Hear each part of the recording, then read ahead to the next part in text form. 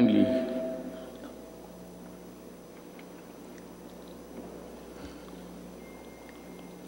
Senate President Vicente Soto III and the honorable members of the Senate, House Speaker Alan Peter Cayetano and the honorable members of the House of Representatives, Vice President Maria Leonor Robredo, former Presidents Joseph Ejercito Estrada and Gloria Macapagal Arroyo, Chief Justice Diosdado Peralta and the Justices of the Supreme Court, His Excellency Munter Mahfoud Salim Almantre, and the esteemed members of the Diplomatic Corps, Executive Secretary Salvador Mindaldia, and the members of the Cabinet, mga mahal kong kababayan.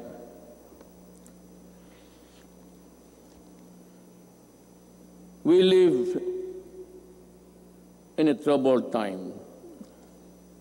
A dream of prosperity for our country was suddenly snuffed by a pandemic virulent virus. No nation was spared. Neither rich nor poor were exempt from the onslaught of this deadly disease. But let us not despair. The vaccine is around the corner. Sooner and not later, the virus that gobbled up thousands of lives will itself be laid to rest. In the meantime, let us express the nation's gratitude to those who courageously and willingly put their lives on the line to serve the people and country. We share the griefs of their families, and no amount of tears can compensate their great losses. My countrymen, it is sad that while government focuses its attention resources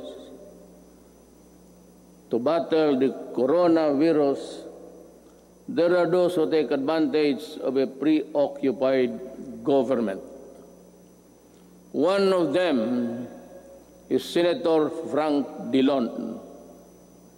In an interview, he arrogantly mentioned, among others, that oligarchs need not be rich.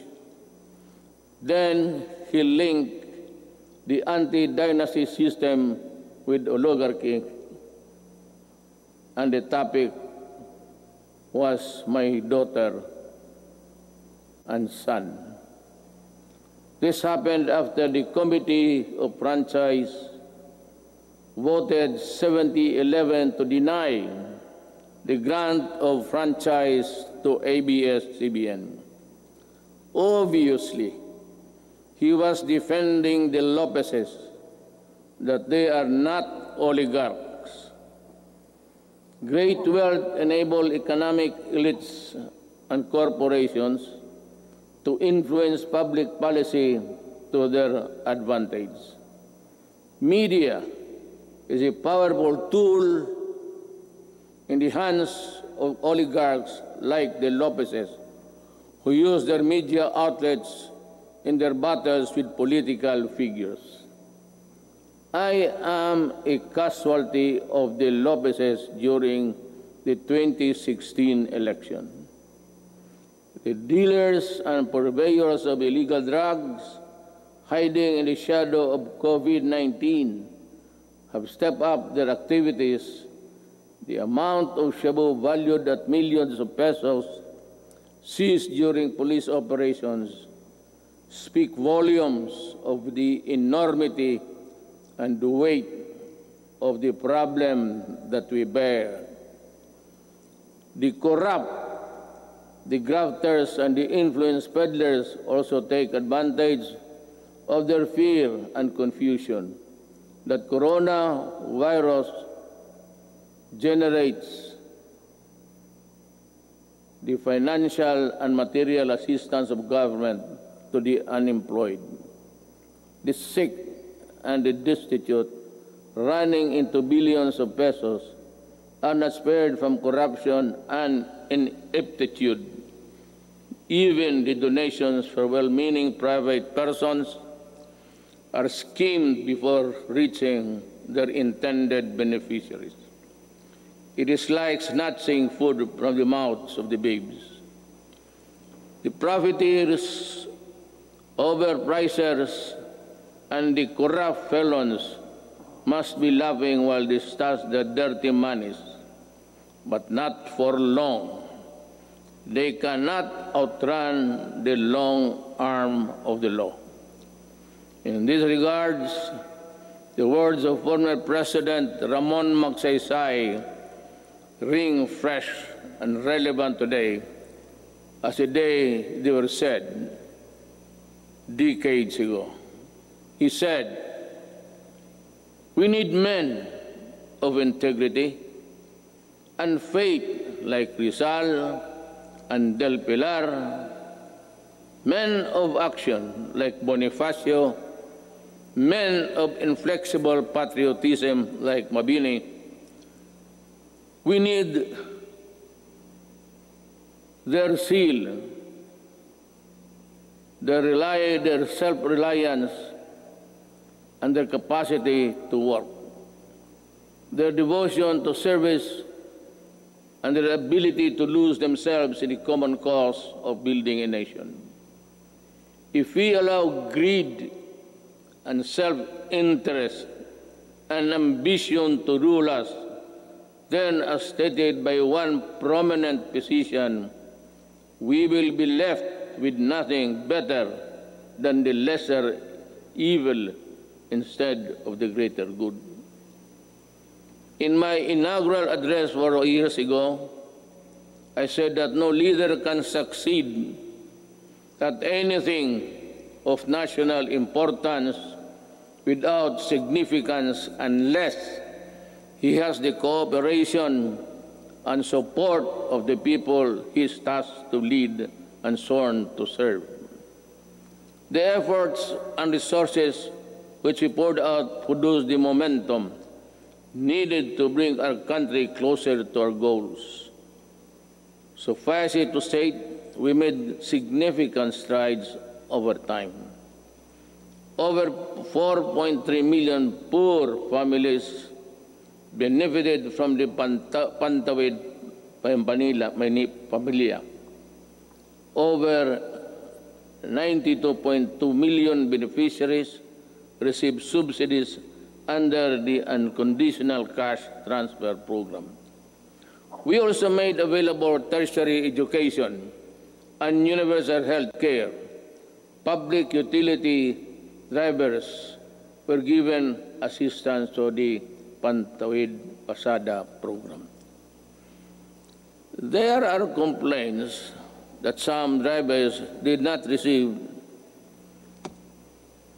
any assistance at all. I have directed the SWD and DILG to look into this. I welcome the passage of the law postponing the barangay and sangguniang kabataan elections. The postponement saved much needed government funds and ensured the implementation of projects under the current barangay officials. In the hindsight, it also saved us from holding the polls while we dealt and continued to deal with the pandemic. The Malasakit Centers Act has proven to be a great help to our less fortunate citizens needing medical services through one-stop platform in government hospitals.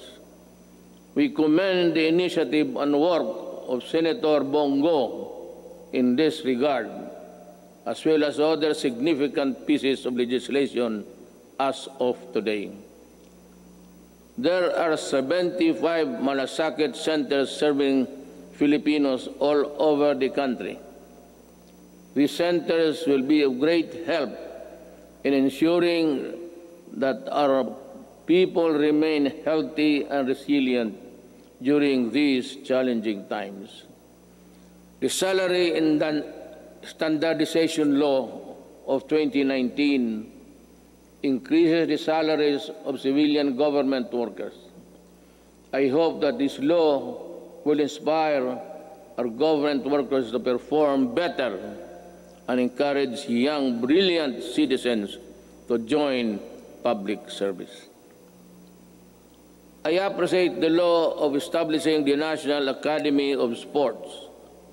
We can now give our deserving student athletes the training and the support they need to excel in their chosen field of endeavors.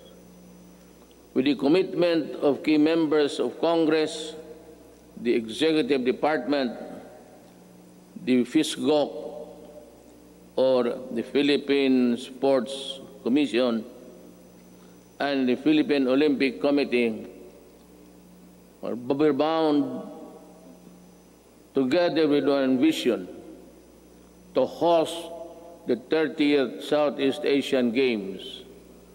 Our athletes prevailed. More than that, we fostered pride, patriotism, genuine sportsmanship, and camaraderie in our South Asian brothers and sisters. Indeed, we won as one.